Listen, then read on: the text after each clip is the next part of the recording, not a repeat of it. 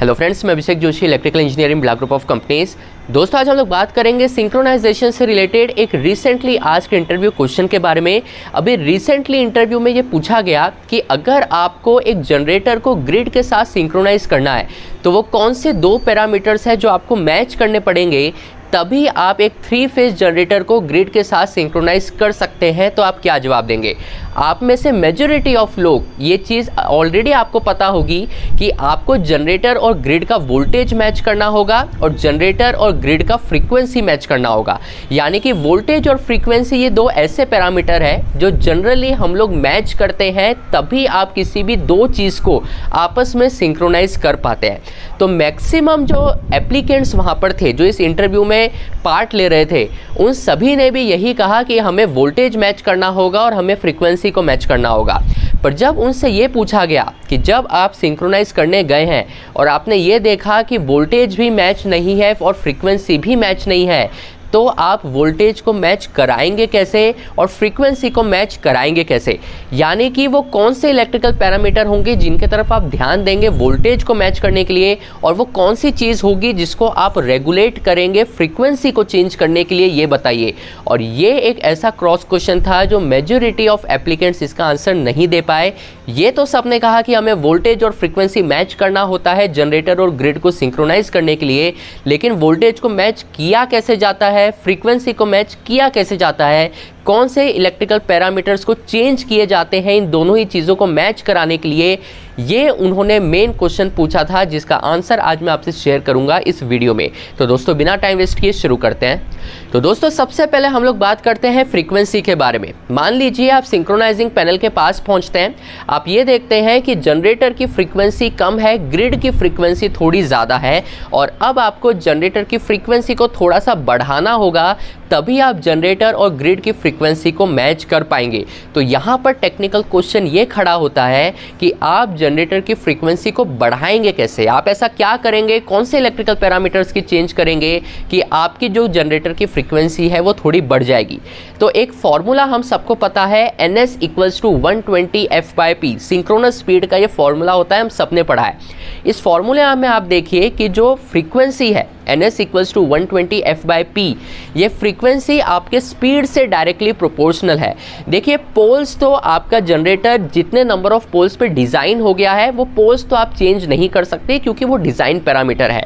आप फ्रीक्वेंसी को चेंज करने के लिए जो पैरामीटर चेंज कर सकते हैं वो है आपके जनरेटर की स्पीड। तो सबसे पहले तो ये चीज़ क्लियर करिए कि अगर आपको जनरेटर की फ्रीक्वेंसी चेंज करनी है, चाहे बढ़ानी है चाहे फ्रीक्वेंसी कम करनी है, तो आपको जनरेटर का जो RPM है उसको वेरी करना पड़ेगा फ्रीक्वेंसी को चेंज करने के लिए। अब यहाँ पर एक क्वेश्चन ये भी बनता है कि आप जनरेटर की जो RPM है उसको वेरी कैसे करेंगे? तो देखिए, आपका जो जनरेटर है उस जनरेटर को एक प्राइम मूवर घुमा रहा है जिसको हम लोग टरबाइन कहते हैं। आपका जो जनरेटर है वो टरबाइन के साथ कपल्ड होता है। टरबाइन की स्पीड से ही आपके जनरेटर की स्पीड चलती है, टरबाइन ही आपके जनरेटर को घुमाता है। तो अगर आपको जनरेटर का RPM वेरी करना है तो आपको टरबाइन का RPM वेरी करना पड़ेगा। अब यहाँ वो आपसे पूछेंगे कि आप टरबाइन का RPM कैसे वेरी करेंगे?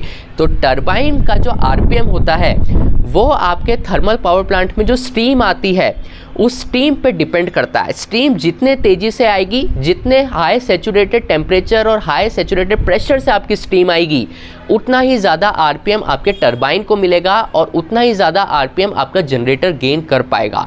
तो आपको वहाँ ये आंसर देना है कि अगर आपको फ्रीक्वेंसी बढ़ानी है तो आपको जनरेटर का RPM बढ़ाना पड़ेगा, जनरेटर का RPM बढ़ाने के लिए आपको टरबाइन का RPM बढ़ाना पड़ेगा, और टरबाइन का RPM बढ़ाने के लिए जो स्टीम का इनपुट है, स्टीम का इनपुट आपको बढ़ाना पड़ेगा, तभी आपका जो सिंक्रोनस जनरेटर है उसका RPM आप इंक्रीज़ कर पाएंगे और आपका ग्रिड की जो फ्रीक्वेंसी है उससे आपके जनरेटर की फ्रीक्वेंसी को मैच कर पाएंगे।